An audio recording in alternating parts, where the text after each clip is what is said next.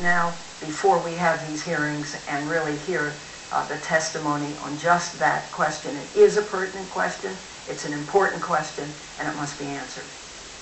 One more question. There were also the changing stories after the attack, changing stories from administration officials about what actually happened. Just take a look. Do you believe that this was a terrorist attack?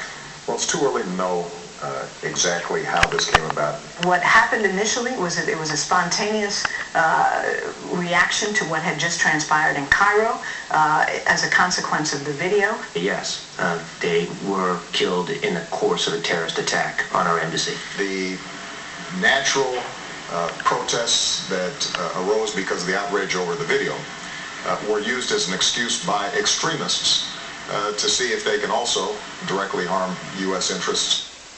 I'm asking you personally, not as the committee as a whole, how do you explain these shifting stories and the president continuing to talk about the video after the head of the Counterterrorism Center has said that it was a terror attack? And do you think it had anything to do with politics in the middle of a presidential campaign? Well, I don't think it had anything to do with politics. I do think it has something to do with our assessment. And, you know, my view is very simple and very direct. The minute you know mortars are used, the minute you know RPGs are used, it's either a terrorist attack or it's a military attack. Those are the only two things it could be. Now, what is a terrorist? A terrorist isn't necessarily all one thing. A terrorist uses the attack as a vehicle, and we all know that now. Therefore, it's pretty clear. The minute mortars show up, the minute RPGs show up, you have a terrorist attack. So why was the president a week later talking about the video, especially when it turns out, and they knew in real time, there was never a protest to begin with? These things can be assessed into oblivion, too.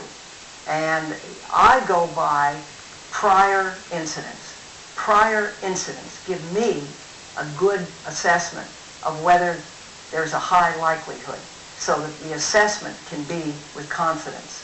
And I think that assessment could have been made earlier on with confidence. Having said that, again, I have not seen these hundreds of threat warnings. I want to go through them and look at them.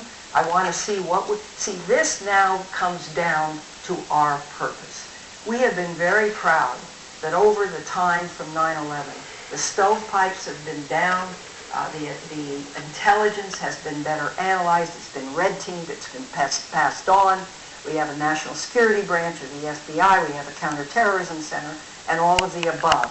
Now the question comes, how does that all really work? This is a live incident to show something went wrong in the assessment. And I want to see exactly what it is. And I don't want to be premature. I don't think you want me to be premature either, Chris.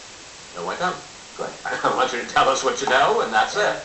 Senator Feinstein, thank you. Thank you, as always.